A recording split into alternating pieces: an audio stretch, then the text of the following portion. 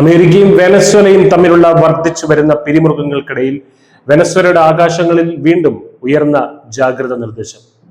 Venezuelan വ്യോമാതിർത്തിക്ക് മുകളിലൂടെ പറക്കുമ്പോൾ വർദ്ധിച്ചു വരുന്ന അപകടങ്ങളെക്കുറിച്ച് US federal aviation administration American എയർലൈൻസുകൾക്ക് പുതിയ മുന്നറിയിപ്പ് നൽകി. സമീപ മാസങ്ങളിൽ GPS തടസ്സപ്പെടുത്തലുകളും വെനസ്വേലൻ സൈനിക സന്നദ്ധതയുടെ വർദ്ധിച്ച സൂചനകളും ഉണ്ടായിട്ടുണ്ട്. മേഖലയിൽ വെനസ്വേല ആയിരക്കണക്കിന് സൈനികരെ സജ്ജമാക്കുകയും വലിയ തോതിലുള്ള സൈനിക അഭ്യാസങ്ങൾ നടത്തുകയും ചെയ്തത് പാസഞ്ചർ വിമാനങ്ങളെക്കുറിച്ചുള്ള ആശങ്കകൾ വർദ്ധിപ്പിക്കുന്നു.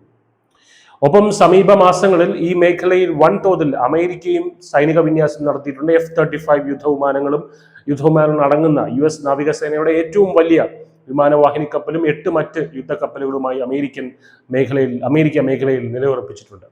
നമുക്കറിയാം, ശക്തമായ മിലിറ്ററി സർവേലൻസ് ഉള്ള മേഖലകളിൽ, പ്രത്യേകിച്ച് അത് രണ്ട് രാജ്യങ്ങൾ തമ്മിൽ പിരിമുറുക്കം നിലനിൽക്കുന്ന ഒരു മേഖല കൂടിയാണെങ്കിൽ അവിടെ ഉണ്ടാകുന്ന എന്തെങ്കിലും ഒരു മിസ്കമ്മ്യൂണിക്കേഷൻ, ഒരു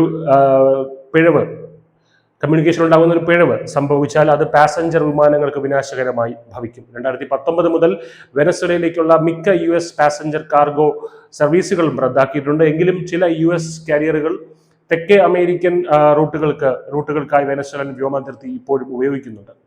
എന്നാൽ അതിലും ഇപ്പോൾ മാറ്റം വന്നിരിക്കുകയാണ്. അമേരിക്കൻ എയർലൈൻസും ഡെൽറ്റ എയർലൈൻസും വെനസ്വേലയ്ക്ക് മുകളിലൂടെയുള്ള സർവീസുകൾ പൂർണ്ണമായി നിർത്തി.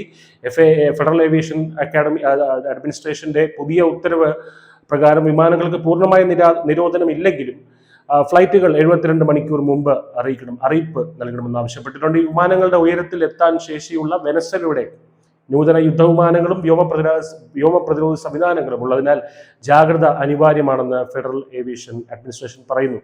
വെനസ്വേലയുടെയും മറ്റ് ലാറ്റിൻ അമേരിക്കൻ രാജ്യങ്ങളുടെയും തീരത്ത് നിന്ന് മയക്കുമരുന്ന് കയറ്റി അയക്കുന്ന ബോട്ടുകളുണ്ട് എന്ന കാരണം പറഞ്ഞ് ചില ബോട്ടുകൾ ട്രംപ് ഭരണകൂടം ബോംബിട്ട് തകർത്തതോടെയാണ് മേഖലയിൽ സംഘർഷാവസ്ഥ വർദ്ധിച്ചത്.